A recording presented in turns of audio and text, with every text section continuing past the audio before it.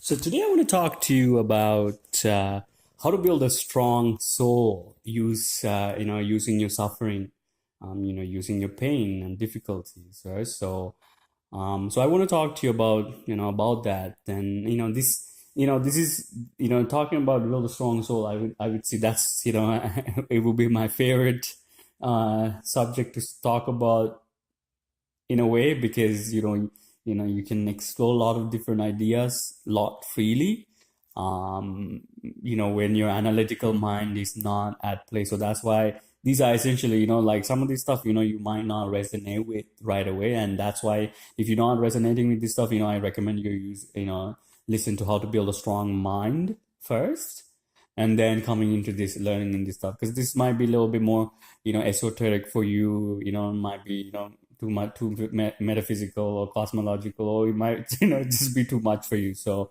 essentially it's my contemplations of how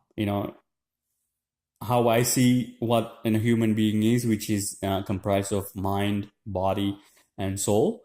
I think the reason we are in this plane or an Earth planet, in the Earth realm without remembering any other things, except only this lifetime, is because we have imbalances within our soul, within our mind, and within our body.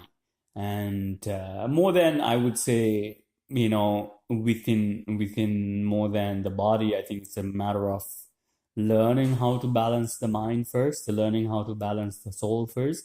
And then when that happens, as a byproduct, your body get adjusted as well. But there's specific things that you can do to make it go faster in terms of for the body. But right now we'll primarily focus on what it means to develop a stronger soul. So for my understanding on stronger soul is that having an understanding, um, how do you feel when your death is in front of you? you know do you panic? Do you feel like you regretted things? Regretted things, you feel like you couldn't do things, start to feel sad about your life and other people and who you will lose. um the thoughts, even when I'm just talking about it, how do you even feel talking about that? Do you feel anxious? Do you feel like it's not something that we should talk about, or in day-to-day life? Or is it something that we only talk about, something that is taboo, that is pushed to talk about later? So whatever feelings you get, whatever the you know attitudes you get towards that, kind of tells you shows you what kind of mindset, or the soul, where the status of the soul is at. So basically, if you're feeling a little anxious or don't want to talk about it, then there's certain things that are imbalances within, I feel, within your soul that you need to work through. So the way I consider the soul to is like essentially it's I look at all of this creation is coming out of one source, which is what we all of us belong to. That's why I believe we are essentially one. Means that we essentially belong to one entity, and that one entity is all powerful, all powerful, all villain, and all good, all everywhere and all good. So that's I find the omnipresent, omni potent, and I don't even know if this what's called all good. I don't know. Anyways, I think all good. So as part of his part of that entity's good nature is what he has given us this opportunity to create things in a nature that we want. And then sometimes our creations kind of get too messy for our own self, and especially if there's no right direction or guidance, and then we get lost. And essentially what your soul is trying to do for you by going through different lifetimes is by helping you understand these imbalances that you have within your own self, so that when you go through certain things in your life, these imbalances get corrected. But what usually happens that when you go through a certain experience in life, you actually makes the imbalances worse. So your experiences causes you to be it causes you to be more imbalanced, or so essentially the way your soul is trying to play the game right now is trying to play fire with fire, or attack fire with fire, which is giving you a more of a separated outcome while you're essentially trying to understand the unity of things, or harmony of things, and beauty of things.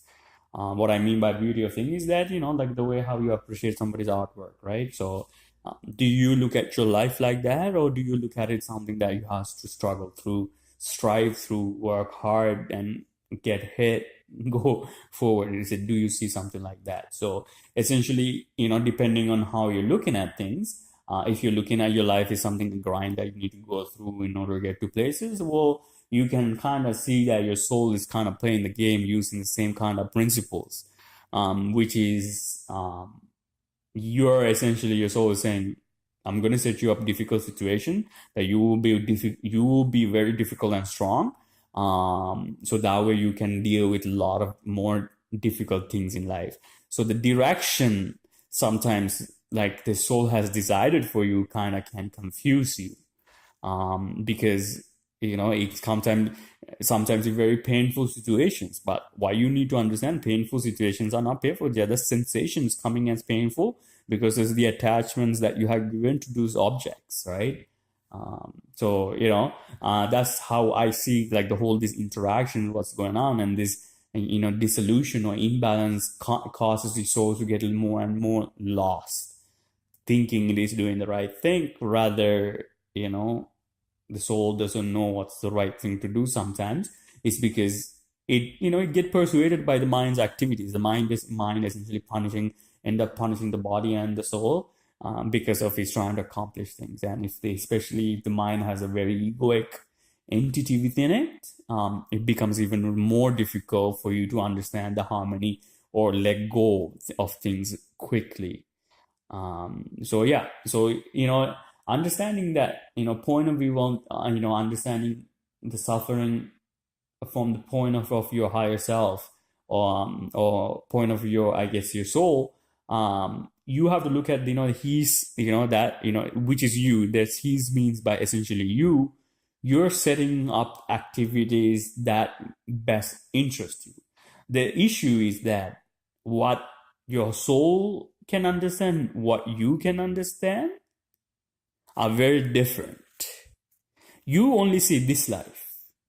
Soul see a much bigger picture, right? Theoretically speaking, obviously, sees a much bigger picture. He started to see all the imbalances you have in your life, and how far even sometimes it needs to go in order to see, become one with nature, or one with God, or one with the source, or going back home, or which is mean essentially, if you understand it to simplistic terms, is understanding the nature of things, becoming enlightened about the situations you're in. That's all I find to be enlightening, because once you understand this stuff, that stuff kind of auto explains itself. You see, so that's what I see. What I feel is taking place. So soul is just putting you in situation to resolve your imbalances. So you can see that sometimes when you don't like certain things happening in your life, which is like failing a course, and if that's something that you always think about, and you don't take any actions that is prescribed by nature for you to pass that, you will run into issues. Why? Because what you push is not reconciling with what you're thinking, is not what you're pushing out. You're thinking one thing, but you're not putting in the hard work to get the grade or whatever, right? So the action, or the electrical action, electricity, it's a very key important that you will eventually understand, can be very similar to the activity within your muscles, or activity or action that is taking place, right? So you need to, in order to get something you desire or something, you need to create enough electrical activity, or enough activity, or enough action to drive that towards that emotion, or towards that experience. Because if you're continually saying, I want this experience, I want this experience, I want to make sure that I don't feel like I'm passing all the time, well, if that's your emotion, but you're always in a state of that I might fail, you're always taking actions that congruence with I might fail rather than I'm gonna pass. You see, the activity doesn't reconcile with what the thoughts within, and that can cause us issues because what happens is that you see, understand how hard it is for you to take action when when you're always thinking about the worst outcome it can play out to. So, for example, say that you applying for a job, and you've been applying, you've been trying hard, and you have all the skills, but you apply and you always wonder, I might not get it. When you go to interviews, you even feel like you don't you don't have the right skills. If you feel that and you feel a lot of nervousness, that's because you too are not confident of yourself. And that activity, it's easier for you to take activity that makes you look like nervous than make you look confident, right? Think about it. When your emotions are overriding you, the actions that are relevant to that emotions are a lot easier than doing the other ones. So think about that a little bit because it's a very important understanding how you imbalance your soul by doing this, because sometimes what we do is that we are so programmed to like feel nervous when we're doing a public speech or something like that. Our emotion can completely take control of our body, and to act like you're confident, it's a very difficult thing to do when you're very nervous. It's incompatible. Your actions doesn't follow your thoughts, and thoughts doesn't thoughts are generated by your emotions, and emotions generate new thoughts and that make you more nervous because you're getting feedback from nature that shows that you are essentially running into a lot of nervousness. This information even makes you even feel less powerful. So for you to take a confident action when all these things, all this craziness is happening in your head and your body, think about how hard that is. So this is what I'm talking about. When you connect back and when you just let go to do what the environment is deciding for you to do, your soul get imbalanced. Your soul get imbalanced because the direction, now you have more things that your soul needs to show you. These are just illusions. These are things that are created by nature, by yourself. And you might ask, like, Dulik, how can the soul can be saying that? Well, is it not an illusion that that you didn't even know what a degree was when you were like 5 years old? Then all of a sudden when you hit to like 14, 15, 16 and started to go to high school, you started to learn about how valuable degrees are from the society, and then you think that is important because everybody else is doing it. Now your whole life is depending upon getting a degree to get a job or getting some education. So you are not happy until you get what you think is valuable, but what you found valuable is based on other people. What if they're believing the wrong shit? So if you think that is real, that is needed, that is important, look the damage you're doing to your own self if that's not really what is important and good for you. Like, what if getting a degree is not what's good for you, but you still have to do it because your family's expecting you to do it, your friends are expecting, looking to do it, and you feel like you have these things you need to upkeep in front of other people, but you continue running into these issues, right? So in terms of that, you cannot sometimes do these things what other people expect. So when trying to make these things happen and taking this activity where you don't want to do it and you're trying to doing it, it just creates a lot of conflict within your soul. There's no harmony because you think this is so important and this is so real that you cannot disconnect even from that, and you continue to function or do actions or do things that are not true representation of your own self. And that's where the soul have challenges. Soul have challenges not understanding these, your mind not understanding these things. So soul have a hard time balancing that, has to offer you more and more difficult experiences sometimes for you to kind of kick out of your patterns of corrupted thinking, right? Imagine how you would become if when difficult things happens to you, you become more and more wise, more and more resilient to things. Why? Because you've seen shit going wrong all the time. You've seen like, man, it's no point in holding on to mentally to all these things. It's not doesn't mean that you cannot use it to the maximum and enjoy this nature. It's the fact that you're grabbing on and trying to take ownership to certain experiences is the reason why you continue running into these issues. You see, so I don't know if if you understand this stuff. It might be a little bit deep, but it just the amount of power, your sheer amount of power and activity that you have to do to just to meet the expectations of other people. That's too much. That's why we get into a lot of difficult issues. We can't even do what's the right thing we have to do. Take care of our body, our mind, our other people who are close to us, and other human beings. We cannot even take care of other human beings. We think our titles are more important. Our money, my money, right, is more important. My happiness is important. My comfort is important. Why only yours? The only reason that these things are so important because you have created such a difficult situations for yourself, environmentally speaking, condition, in terms of your conditions of your life speaking, that you have a hard time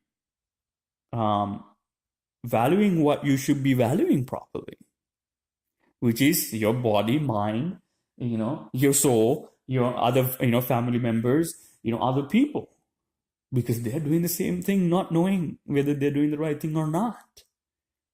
Right? I think it's so, therefore, understand this, man, like these things goes pretty deep if, it roots onto, like, holds on to things that are not real, that are temporary, that are created by other people.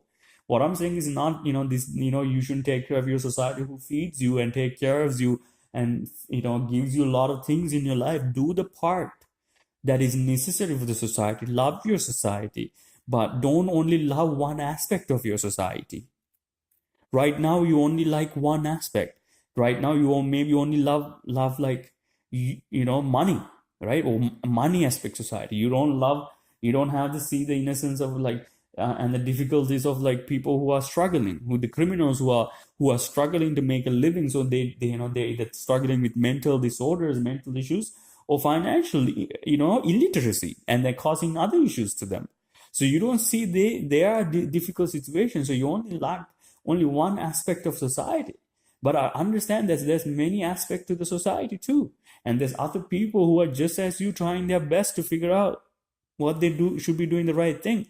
You might not realize these things that you're doing, that you're attached to, your money, your job title, your relationships so deeply that if any of these things to be lost, you'll be completely distraught, right? How can that be?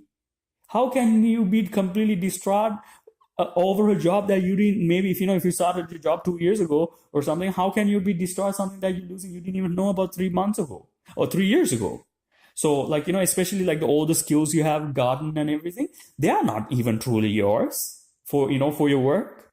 The only reason your skills are valuable because other people consider them to be valuable. Because if there's no other people, your valuables are useless as shit. It's no use if there's no other people. But what do you say? You say, no, I did it I did it my way. I did it on my own. That arrogant self, that arrogant personality, that arrogant ego causes a lot of issues because you think you got there on your own, and then you too run into a lot of depression and anxiety because, you have to go through them. Difficulties are important. That's how you grow. All that junk and bullshit that you make and you put in front of yourself to make your life difficult so that you can have more stuff under your name is the reason why your soul get disconnected with you and essentially have a struggles with your own self and has to create more and more difficult situation for you because that's what you keep asking in order to go for a direction that you want to go. So understand the difficulties that you're not only creating for yourself and other people too when you only love one aspect of nature. If you love only yourself, then what about the other people around you? They cannot give what you even want. Imagine helping somebody else around you get what they want and help them become, if they want to become millionaire or whatever. What do you think that they're going to do with you?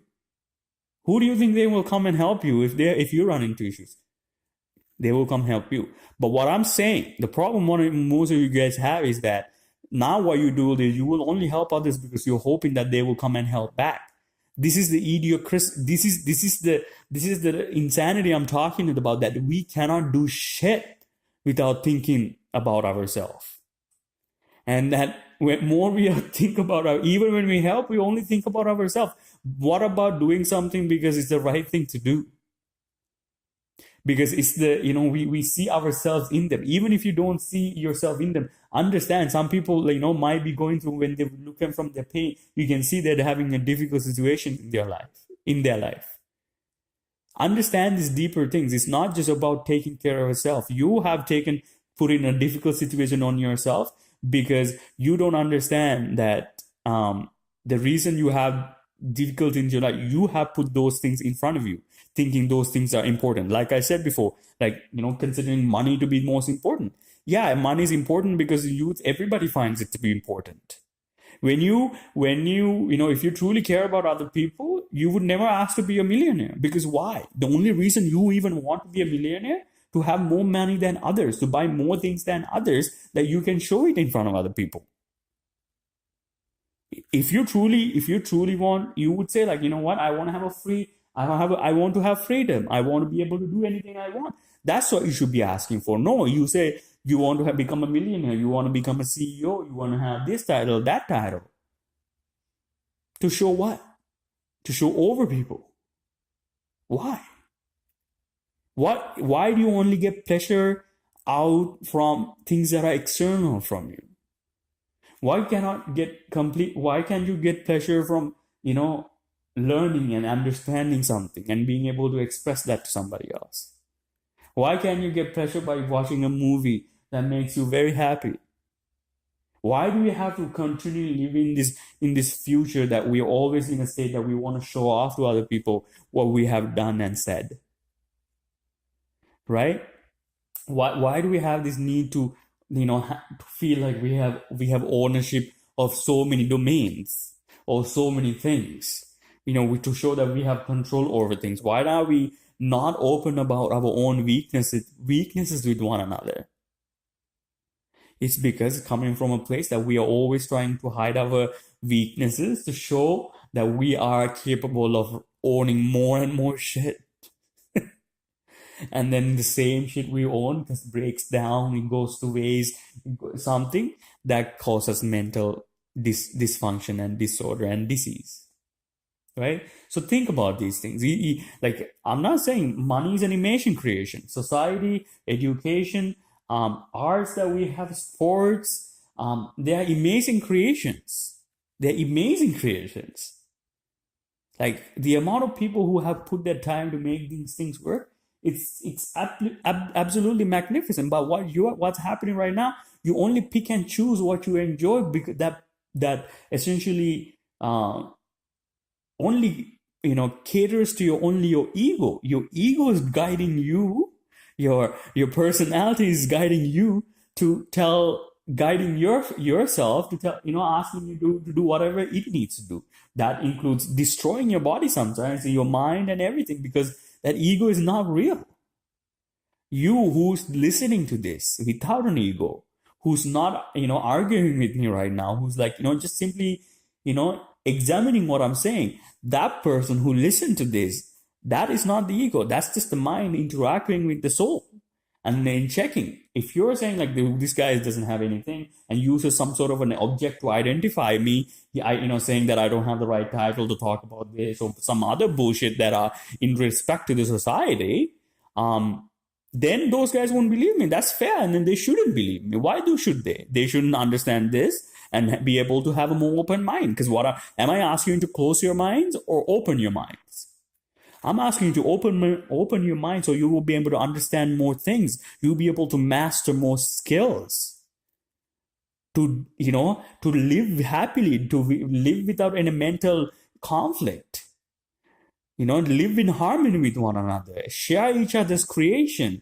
Not fucking pay expensive dollars, and money to buy, to enjoy other experiences and entertainment. We shouldn't need to be doing that. We should be making it freely available. Doesn't mean that we shouldn't charge at all. I think we should charge money initially, especially when we can. We need to have a form of vehicle to exchange value, right? You cannot say money is a bad thing. Money is not the root of all evil. Human mind is. Human mind is both the root of all evil and root of extreme super goodness.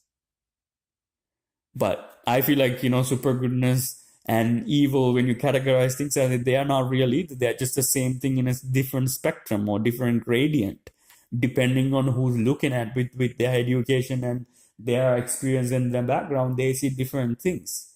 Everybody's world is different to one another. Understand these things. The world we created are not the world you have in your head. My world, what I know, how I see, what I see from the world is very different. Essentially, truly speaking, we are actually crazy, individually speaking, to one another. Because what you see, we might have shared files or shared objects, like, we might see the similar trees and things like that. They're shared files, but our content is very different. Our thoughts, different. Even though it's different, we think that because we are so different, we think that other people can see what we are thinking, but they can't. But the thing is, we have similar structure, we have similar types of thoughts, but the way it's like a soup, right? Like you use the same.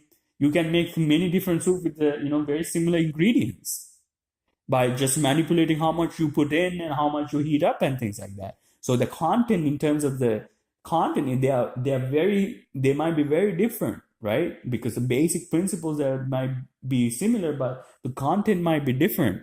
But however, understand that they're still coming from a similar ingredients through thoughts and patterns of thoughts, right? So what you see in nature might be very similar to you, but how we see the colors we see might be subtle, might have very subtle differences. How we understand the word. I'll give you another example. Think about a computer programmer, right? Say that two people, right? One of them we call Mike, and the other one we'll call him Sasha, right? So Mike doesn't know how to read programming languages or code or anything like that. He wants to learn, but he has don't know how to do any of that yet. So he looks at he takes a book. He looks at he takes a computer. He looks at the code, and he understands some of the words in there, but he doesn't understand how the pattern of that code works. He can't read the whole line. He might be able to pick out certain English words, but just because you pick up English words doesn't mean that you understand the whole pattern, right? So when Sasha comes and looks at it, he can see, even though Mike and Sasha see the exact thing same visually, Sasha in his head can interpret completely different things from what he's looking at. How can that be, right? That's because of the patterning he has in your body, the patterning he has in his knowledge, his brain, his soul. He understands certain things differently than Mike does because he has learned it differently. So this is the same thing. Even though we might be looking at the same thing, what I see in the world, the patterns I see in the world are not the same patterns you will see in the world. I might not see what you see, and you might not see what I see. The more you listen, more you open up to other people's opinions and understanding, more patterns you will be able to see. You see? That's the key.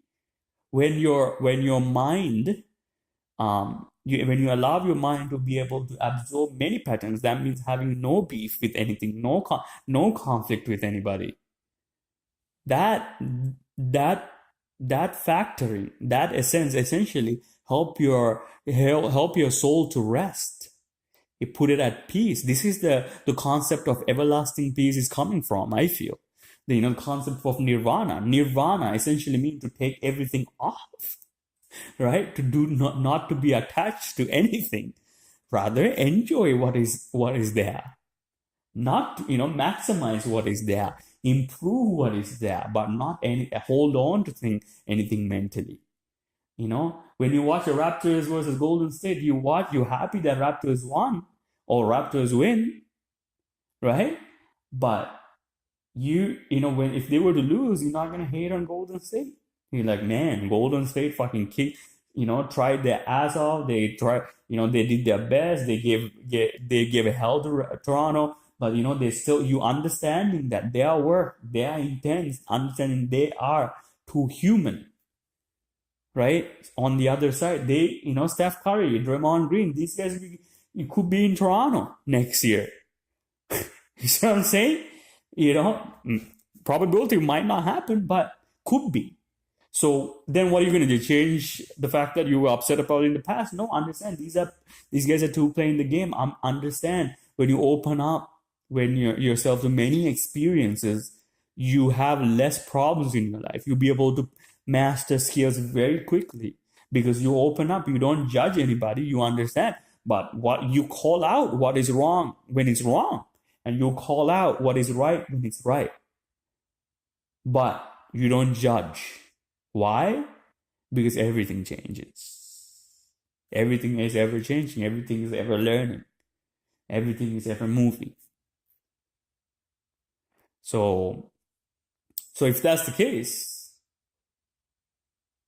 then why are you holding on to your own self and own ideas? Use, move through, help, nurture others. Nurture yourself, guide others, guide yourself, empower others, empower yourself. That's the equation, right? Understand you are nothing without others. Other people can live without you, but you cannot live without other people. The sooner you realize that, the better it will be for your own soul. Think about it. You cannot, how many people have to work through to get you water into your house? How many people have to work to get the food into your house? The farmers, the transportation guys, all the logistics, the ships, whatever. The TV, the electricity, the people who constructed the dams or the nuclear power plants. How much work, how many times they had to wake up in the morning? How many people were involved? Yeah, I know you're paying money for it. Understandable. They too are paying money for the things they're buying just as you are. Understand that. You know what I'm saying? Like if you're not willing to pay money for these things, then how can they live? Why would they go create if they're not getting a fair wage for whatever the creative work they're doing, right? Why would they go and create these things and make it easier to find these things for you? No point, right? It's the same thing. You wouldn't do certain work under certain amount of money. So if you want to make things expensive for yourself because you want to just to create a name, understand that you are making your life expensive for other people too. And then they are allowed to make it expensive for you, and then you will eventually lose money. Or, it will just essentially balance out. Understand these things at a deeper level, that what you push is truly what you get. Right? Understand that, make it easier for another human being to live. Does it mean that, all we have to do is just maximize our happiness and not take care of other people, or only take care of people who are close to you? No. What I'm saying, understand everybody's difficulties. If you can offer harmony, offer harmony. Sometimes they're purposely causing disharmony. And then sometimes you have to sometimes you have to cause them more disharmony in order to show them, look, there's another side. And if you think that's a fair thing to do that. But ask yourself this: if this were to happen to me, am I okay to feel this with what I know right now? For example, like say that you have to go yell at somebody, that will cause disharmonious beliefs or attitudes with them. But you're doing it for your best interest. Because if you were, like, as you ask yourself, if you were a kid, would you, if you were to give the same advice to your own kid, if you were to have a kid, look at everybody that way. Look at everybody as your child. You can, give guidance to. If you have to call out, call out. If you don't have to call out, let them be. Let them explore their life. Let them do their own. If you know something better, if you feel like you know something better and that they can help, then offer that. But ask them and offer that. If they say, okay, thank you, thanks for giving me, but like, you know what, don't give me this kind of advice, don't give it them. But doesn't mean that you should stop loving them either. Understand they're just exploring another aspect of nature, just as you are, just as you didn't know about this stuff before, right? So understand the difficulties that you run into, you create because you grabbing onto these external things that are beyond you, um, and understand that everybody else are doing the same thing to one another. Don't be harmonious towards other people's life, and then you will see how nature shows harmony towards you, and that shows that exact love towards you. Okay, take care.